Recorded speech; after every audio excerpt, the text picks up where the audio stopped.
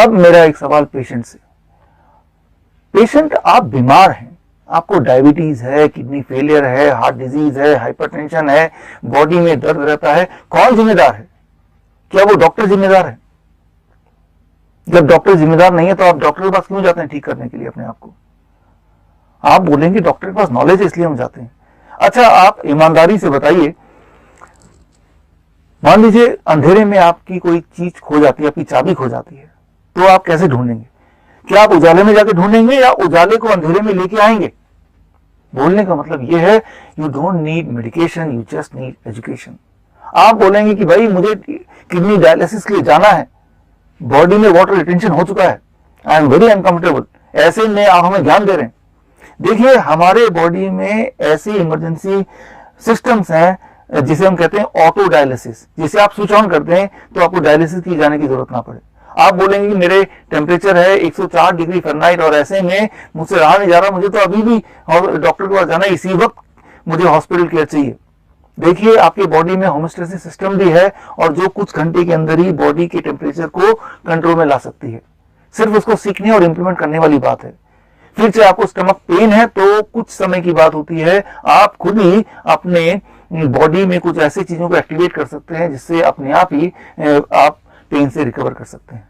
और उसको सीखने के लिए बहुत समय की जरूरत नहीं। आप जरा सोचिए, यहाँ से किसी भी हॉस्पिटल जाएंगे, डॉक्टर को अपनी बात बताएंगे, वो दवा लेंगे, फिर सिम्टोमेटिकली कुछ रिलीफ अगर मिलेगा भी तो कितना टाइम लग जाएगा? 1 घंटा 2 घंटा तो लगेगा ना। मैं आपको बोलता हूं, सिर्फ मुझे कुछ मिनट दीजिए, 5 मिनट दीजिए, मैं आपको बताऊंगा अभी कि कैसे आप अपनी मदद खुद कर सकते हैं, how you can help yourself.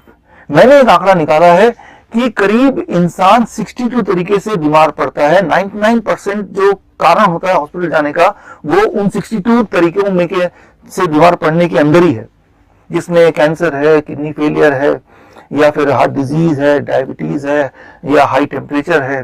सो कुल मिला के देयर आर जस्ट, या वायरल फीवर है, जस्ट 62 तरीके हैं जिसकी वजह से 62 वजह है जिसकी वजह से इंसान को डॉक्टर के पास जाना पड़ता है। that covers 99% of the reason why you go to the hospital। सिर्फ इमरजेंसी में, एक्सीडेंटल केस में जहां हड्डी टूट जाती है या ब्लड लॉस होता है, यही वाले केस है जहां पे आपको ट्रू सेंस में हॉस्पिटल जाने की जरूरत पड़नी चाहिए। बाकी सारी चीज आप घर पे मैनेज कर सकते हैं, इमीडिएटली मैनेज कर सकते हैं। कैसे मैनेज करना है, let's try to understand. Give me just 5 minutes to help you to understand how you can help yourself. देखिए, इसको मैं समझाऊंगा आपको 3 स्टेजेस में, स्टेज 1, स्टेज 2, स्टेज 3। स्टेज 1 इसे आप कहते हैं, इसे हम कहेंगे DIP डाइट, एक खास तरह का diet. The moment you are on this diet, immediately आपका ब्लड शुगर कंट्रोल में आने लगता है, ब्लड प्रेशर कंट्रोल में आने लगता है, बॉडी का टेम्परेचर कंट्रोल में आने लगता है, बॉडी के जितने भी होमोस्टेसिस है वो धीरे धीरे रिकवर करने लगते हैं।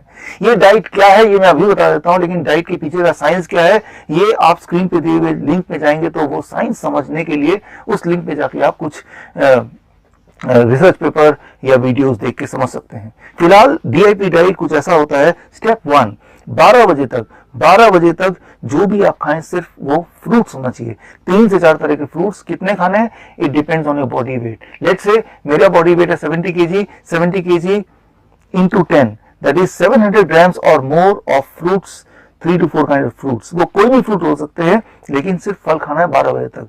यानी कि कुछ और नहीं लेना है, ब्रेड नहीं लेना है, पराठे नहीं लेने, रोटी नहीं लेना, चाय नहीं लेना, बिस्किट नहीं लेना, सिर्फ और सिर्फ फल 12 बजे तक, सिर्फ और सिर्फ फल।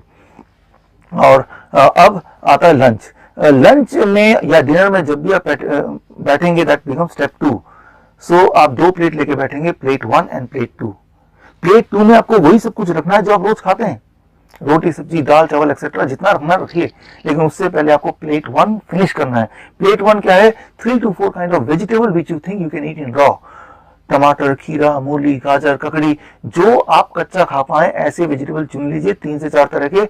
एंड कितना खाना है, दैट इज वेरी इंपॉर्टेंट, आपके बॉडी वेट के अनुसार। मेरा बॉडी वेट 70 kg into 5 यानी कि 350 grams या ज्यादा। सो अपने बॉडी वेट के अनुसार आप कैलकुलेट कर लीजिए and that becomes your plate 1। Plate 1 खत्म करने के बाद ही you are allowed to have plate 2। Plate 2 जितना भी चाहे आप खा सकते हैं। सो लंच जब भी करें और डिनर जब भी करें, प्लेट 1 प्लेट 2 सिस्टम से करें। और तीसरी बात, third step, stop only 2 things। 1, no animal food. Animal food का मतलब no chicken, no fish, no egg and even no dairy products. Dairy products भी एनिमल फूड ही तो हुआ। दूध, दही, लस्सी, मक्खन, घी, पनीर, छाछ, stop. And second thing is no packed and refined food, no biscuit, no bread etcetera. अगर ऐसा आप कर पाए, so within the 72 hours you'll be forced to stop that diabetes medication. You'll be forced to reduce the insulin which currently you are taking.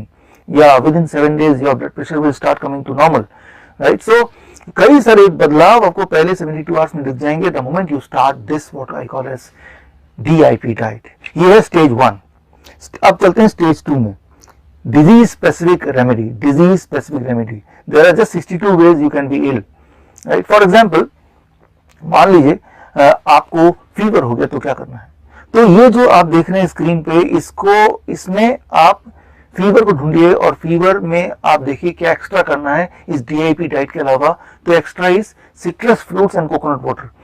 जैसे आपको fever का पहला indication आएगा, अगर आप दिन भर में कई बार citrus fruit and coconut water लेंगे तो आपका टेम्परेचर 101 डिग्री से ज्यादा जाएगा ही नहीं, और within 3 days your temperature will come to normal.